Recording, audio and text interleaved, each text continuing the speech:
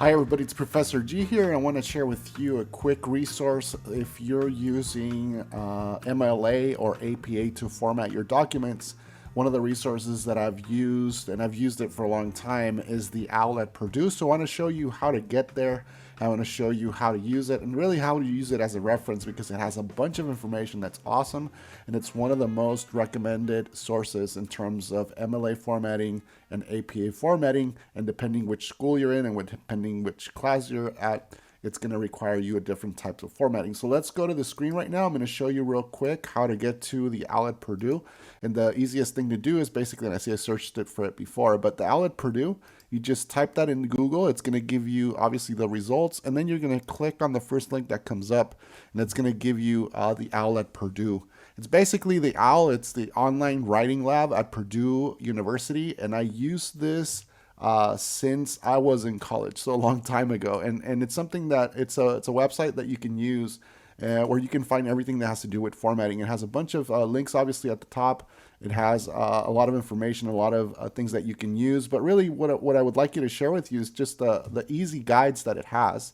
And if you scroll down on the main page, you're going to find the suggested resources on the left side. And depending on which one you're using, if it's MLA Guide or APA Guide or Chicago, there's the three main ones that people use. And like I said, it depends on your major, depends on what you're studying. But for the most part, in my case, I teach communication courses and journalism courses. And for the most part, we're using MLA and APA. APA most of the time. So I'm going to go to the APA formatting guide, and I'm going to click on the left side. It's going to take me directly to the APA formatting guide site or part of the website where I'm going to find all the information.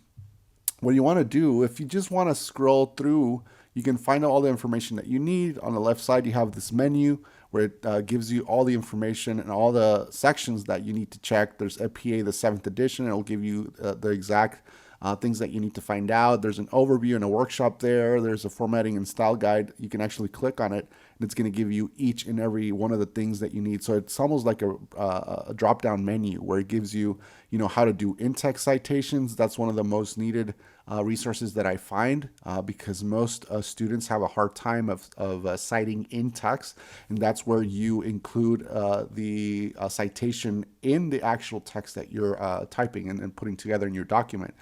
There's footnotes, endnotes. There's the reference list, basic rules, and the reference list is also another thing that I think most of you out there that you're in college or high school that you need to really learn how to also properly put together. I'm going to scroll down, and if you do that on your own, you're going to find a link that says APA sample paper or MLA sample paper. I like showing this one to my classes because this is where you can have a visual representation of how your document's going to look. So if you scroll down a little bit, there's an APA 7 student paper and there's an APA 7 professional paper. You want to look at the student paper because most of you, like I said, are going to be in college or high school and are going to be required to use APA or MLA formatting. And these have been recently updated, so this is up to date, and it's really awesome that the OWL at Purdue does that. They keep it up because they know how many people are relying on this website. So what I want to do is this is a PDF document that you can actually open. So I want to click over here on the expand button. It's going to open it into, I believe, a Word document. There it is, a Word document. And then you basically can scroll down and check out the cover page and some of the changes that have happened over the past, year or in the last version of APA, the style guide.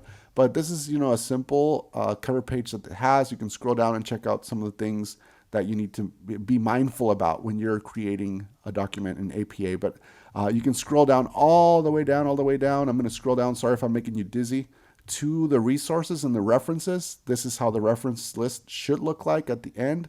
If you look at it, it has all the indentation. It's in alphabetical order, and it has all the elements, and it gives you on the right side an explanation of what each of these is. And sorry if it's a little bit small on your screen, but you can definitely check this out on your own if you go to the OWL at Purdue on your own. So this is the visual, the sample paper that you can check out.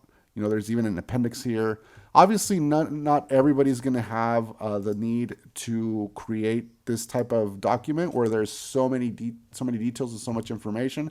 For the most part, for college assignments and high school assignments, or even upper division and graduate work. Graduate works might be a little bit different, but for undergrad, you're just going to need the cover page. You're going to need the main body of the document, which is everything that you've typed and everything that you put together. And then the final part of it is going to be the references page. And that's pretty much almost 3 parts that you're going to need. So, but you just do want to make sure that you have all the elements. You want to make sure that you have all the proper, margins, that you have the font. The double spacing is really important because that's how we as professors, create annotations and provide feedback. It's a lot easier to read as well. So basically formatting is going to be the key for you to have a very presentable document. And obviously depending on your instructor or on who's receiving your assignment, that's going to determine how picky they are, how stingy they are in terms of the formatting. So there you have it. The OWL at Purdue. Just Google that. It's going to take you directly to this resource. It's a great website with a bunch of information. Take the time to go through it. Go through the MLA guide. Go through the APA guide. If you're using Chicago, they have Chicago as well. And go to the sample paper if you want to get a visual representation. That's the first thing that I recommend so that you can compare your document to the one that's right there and then do the changes that you have to do. All right. So there you have it, guys. Just one really good resource to help you create very good documents that are formatted in either MLA, APA, or Chicago. That's it for this video here on Speaking with Courage. I'm Professor G. Have a good one.